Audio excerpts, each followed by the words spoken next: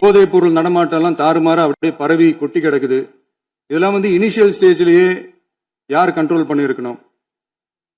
Police department அப்போ யார் கையில் இருந்தது? இத்தனை கேள்வி நம்மளை பார்த்து கேட்குறாங்களே, ஒரே ஒரு கேள்வி தான் நான் கேட்கணும்னு தோணுது. போலீஸ் டிபார்ட்மெண்ட்டை கையில் வச்சுக்கிட்டே பிகினிங்லேயே இனிஷியல் ஸ்டேஜ்லேயே இந்த போதைப் பொருள் நடமாட்டத்தை ஏன் கண்ட்ரோல் பண்ணலை? மனசாட்சி உள்ளவங்க இந்த பிரச்சனையெல்லாம் ஏன் நடக்குதுன்றது அவங்களுக்கே நல்லா தெரியும். இன்னைக்கு சட்டம் ஒழுங்கை பற்றி கேள்வி கேட்கக்கூடாதா அப்படின்னா தாராளமாக கேட்கலாம். இது ஜனநாயக அரசு, மன்னராட்சியெல்லாம் கிடையாது, மனசாட்சி உள்ள மக்களாட்சி.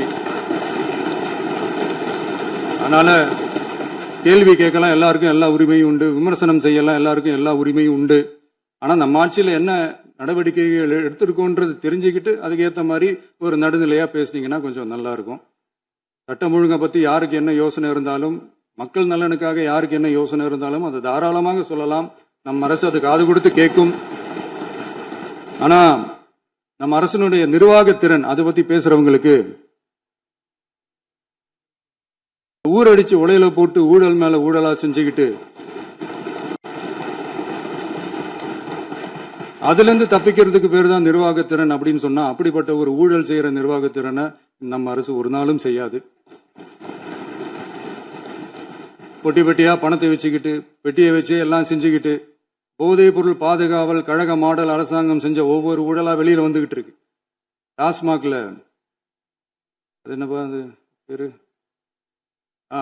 பார்ட்டி ஃபண்ட் கட்சி நிதி அப்படின்ற பேர்ல அடிச்ச கொள்ளையெல்லாம் ஒண்ணா இப்போ கவர்மெண்டோட கஜானாவுக்குள்ள கொண்டு சேர்த்துக்கிட்டே இருக்கிறோம்.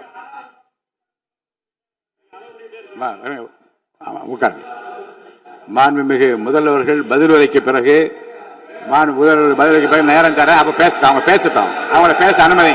உட்காருங்க உட்காருங்க.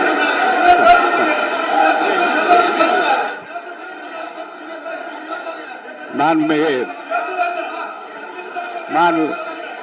அலோவ் பண்றேன் உட்காருங்க.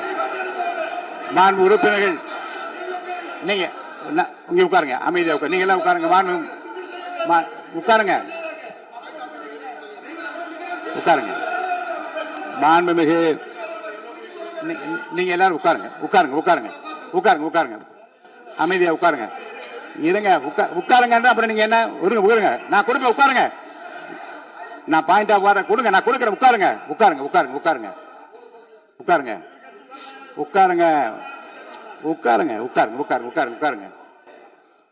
மாண்புமிகு முதல்வர் அவர்கள்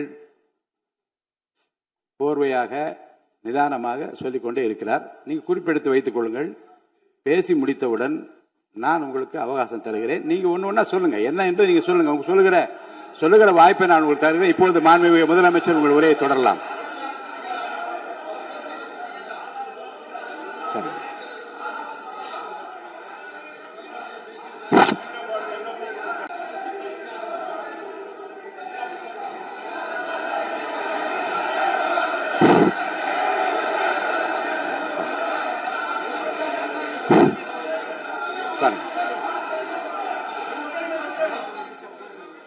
நான் எழுந்த பிறகு உட்கார்றதுதான் உட்காருங்க.